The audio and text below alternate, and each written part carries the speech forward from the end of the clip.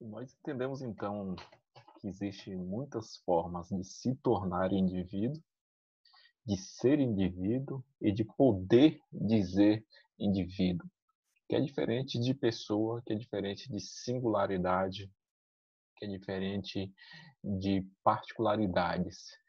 Para além de dizer indivíduo do ponto de vista social, como eu me torno indivíduo do ponto de vista da sociedade, como eu me torno indivíduo do ponto de vista da minha formação, da educação, como eu me torno indivíduo, se for possível, a partir das minhas próprias singularidades, que é muito difícil.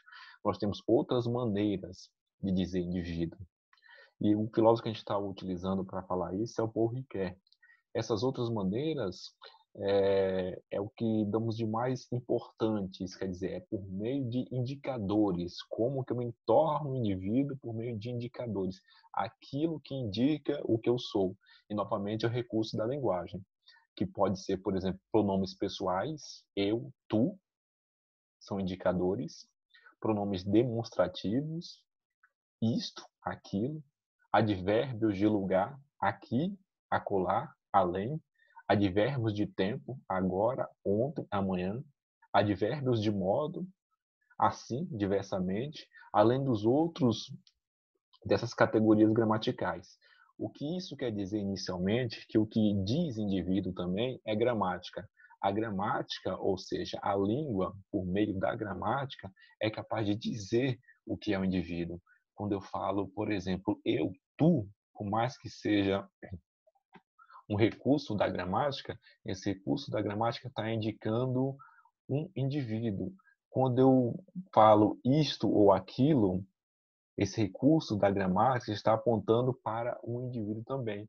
E quando eu falo recurso do tempo, ou da gramática do tempo, aqui, agora, ontem, amanhã, eu também estou falando de indivíduo utilizando a linguagem para colocar o indivíduo em determinado lugar no tempo por meio da linguagem, assim como os outros diversos advérbios e assim por diante. Os indicadores eles diferenciam dos nomes próprios, porque podem designar seres diferentes. Então, os indicadores, eles podem dizer os nomes próprios, mas eles podem designar seres diferentes. Qual que é a importância disso do ponto de vista filosófico? Que no primeiro momento nós somos seres criados por meio da linguagem, por meio dos indicadores linguísticos. No segundo momento, por exemplo, é quando dizemos, por exemplo, Aristóteles, ou como dizemos Rafael, nós nos referimos a um importante filósofo ou a um importante estudante, um filósofo da Grécia Antiga ou um estudante do Marajoara, por exemplo.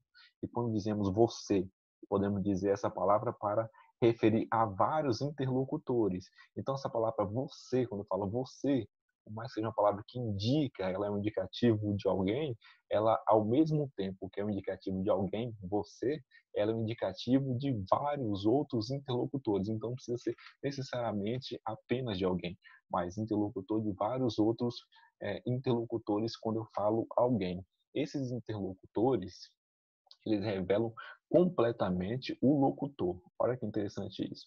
Esses indicadores, desculpa, esses indicadores eu, tu, você, eles revelam completamente o locutor.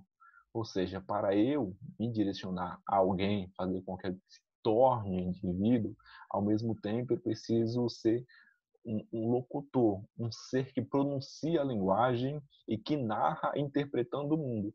Na medida que eu falo de alguém, eu me dirijo a essa pessoa por meio da linguagem, eu narro essa pessoa por meio da linguagem, e eu interpreto o mundo por meio da linguagem. Então, falar eu, tu, você, ontem, amanhã, tudo isso que são advérbios nominais também, em função da linguagem, são também uma maneira de eu dizer o mundo. Quando eu falo amanhã, eu estou atravessando o tempo por meio da linguagem.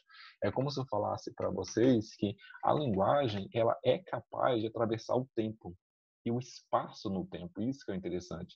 Se a gente pegar aqueles antigos filmes de viagem no tempo, a viagem no tempo já existe há muito tempo. E a linguagem, como nós falamos aqui, ela é capaz de atravessar o tempo. Observe que quando o locutor diz agora, ele se posiciona no tempo. Eu estou aqui agora. Eu estou me posicionando no tempo. Quando você ouvir essa aula, você vai estar aí e no seu tempo. você vai estar se posicionando no tempo. Só que nesse exato momento eu falo com você, talvez no futuro, eu estou me comunicando com você no futuro, isso que é interessante. Mas não é porque eu fisicamente viajei no futuro, é porque a minha linguagem, ela consegue viajar no tempo, porque talvez que você esteja ouvindo essa aula que eu gravei daqui a 8 horas, a 12 horas, a 20 horas, a 3 dias. Ou seja, eu fiz com que essa comunicação, eu estou falando com você agora, nesse exato momento, você vai olhar no relógio e vai perceber que, sei lá que horas são, mas que não é exatamente o tempo que eu falei. Mas a impressão que dá é de que isso que eu estou falando viajou no tempo, ou seja, eu fiz uma viagem no tempo utilizando a linguagem, falando com você. Então agora você olha no relógio e percebe essa viagem no tempo. O mesmo ocorre quando alguém diz aqui, quando se posiciona no espaço. Então veja, eu consigo viajar no tempo e no espaço. No tempo eu estou falando você. Agora, para mim aqui, são 10 horas e alguma coisa. Para você, eu não sei que horas são, mas pode ser que 3 dias depois de mim. Mas eu consegui viajar no tempo e falo com você na viagem no tempo.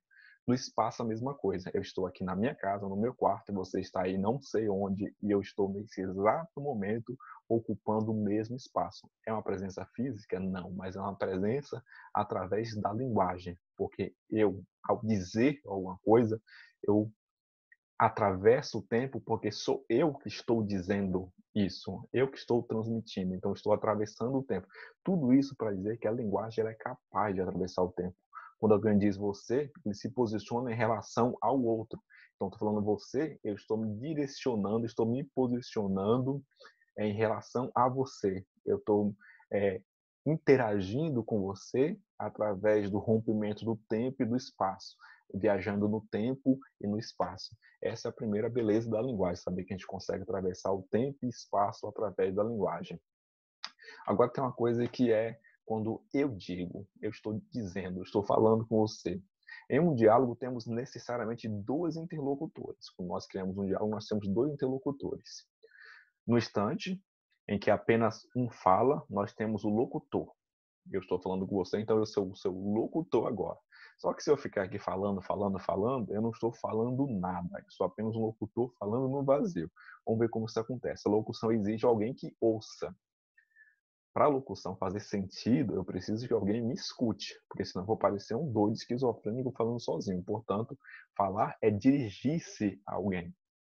Por mais que eu fale, se não tem alguém à minha frente, eu não estou falando.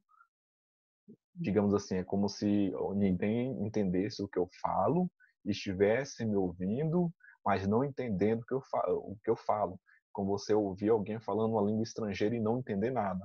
É a mesma coisa. Se eu sou um locutor e não tem quem me escute, então eu não sou um locutor, porque eu não estou falando nada. Tudo isso para dizer que a linguagem e a comunicação, ela só é real e só é possível se eu tenho um locutor. Para que serve isso? Para compreender o indivíduo. Eu me torno indivíduo na medida em que eu entendo o outro, na medida em que ele fala comigo. Mas não é a fala por falar. O que me faz indivíduo é compreender a estrutura da linguagem na hora da comunicação e por meio dessa estrutura é que eu vou me tornando indivíduo. Uma interlocução exige envolvimento de pelo menos dois seres. Olha, eu me torno alguém na medida que tem alguém à minha frente. Quem fala e quem ouve. Ou quem ouvirá. Isso quer dizer no futuro. No entanto, quando falamos, não apenas dizemos as coisas como são, mas criamos outras coisas.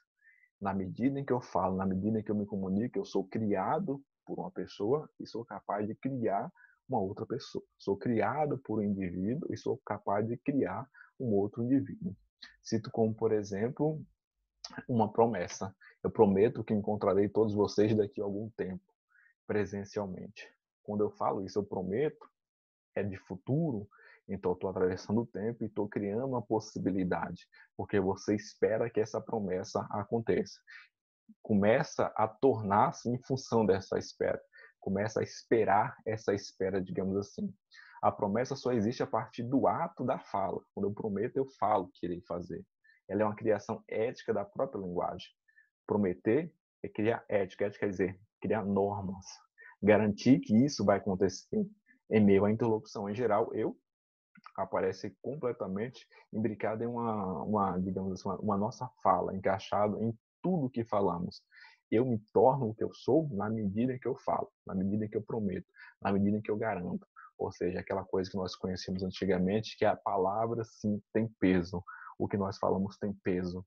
O que nós falamos deve ter responsabilidade. Por isso que eu não posso falar tudo o que eu penso, a depender da situação. Porque nem tudo que eu penso de fato edifica aquilo que eu sou, ou edifica ou pode edificar aquilo que o outro é. Por exemplo, quando alguém diz o gato está limpo, seria fácil acrescer uma fala que remete ao locutor. Eu declaro, por exemplo, o gato está limpo. Mesmo sem perceber, cada vez que falamos, podemos nos remeter a nós mesmos na condição de locutores. Quando eu falo o gato está limpo, e eu falando aqui na minha casa sozinha ou sozinho, eu estou me dirigindo a mim mesmo. Eu digo, a aula está boa, a aula está ruim, o tempo está nublado. Falando sozinho, eu estou me dirigindo a mim mesmo. Ou seja, a linguagem, ela é também capaz de me transformar. A linguagem, ela é também capaz de me fazer indivíduo. A linguagem, ela é também capaz de dizer a mim mesmo aquilo que eu posso ser. A linguagem, ela é capaz de se comunicar comigo independente de mim, uma vez que eu já tenho, logicamente, a linguagem estruturada no meu consciente, no meu inconsciente, na minha memória, no meu cérebro, na minha racionalidade e assim por diante. Agora, este eu, digamos assim, este eu que fala comigo, este eu que cria uma linguagem para mim, este eu que somos, está ancorado na história e no tempo vivido. Eu não posso simplesmente falar de um eu, da criação de um eu, da criação de um indivíduo deslocado da história. Não nascemos do nada. Tudo que nos tornamos e tudo aquilo que eu sou capaz de falar só é possível porque eu fui aprendendo ao longo da história aquilo que eu posso falar a mim mesmo e aquilo que eu posso falar ao outro.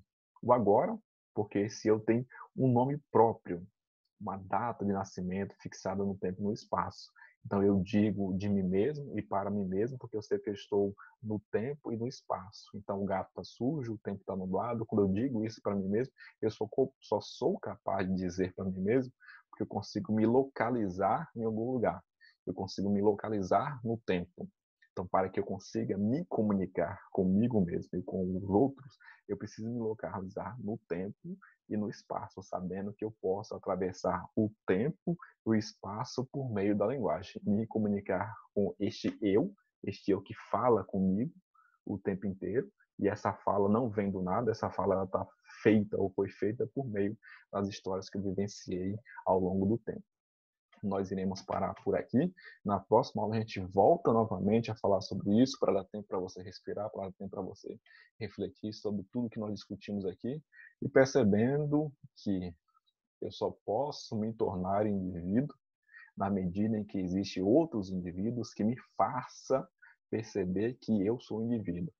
O contrário também. Eu posso me comunicar com o meu próprio eu, porque este eu que eu construí para chamar de indivíduo é um eu construído historicamente. Então não é que eu falo sozinho, é porque eu falo com o eu que foi construído historicamente, com o indivíduo que foi construído historicamente. E eu posso atravessar o tempo e o espaço por meio da linguagem. Então tá bom, é isso. Não esqueçam de responder as atividades, não esqueçam de colocar nome, número e série, porque eu preciso localizá-los pelo nome, a sua identificação, pelo tempo e pelo espaço. Tempo e espaço aqui, espaço é o seu número e o seu e a sua série, que vai fazer com que eu te localize em algum lugar, e o seu nome, que vai fazer com que eu entenda que você é um indivíduo particular que foi nomeado. Isso vai facilitar com que eu construa a sua história te dando boas notas. Então é isso, espero que a gente consiga se encontrar em outro momento. Espero que eu tenha contribuído com essa aula para você, tá bom?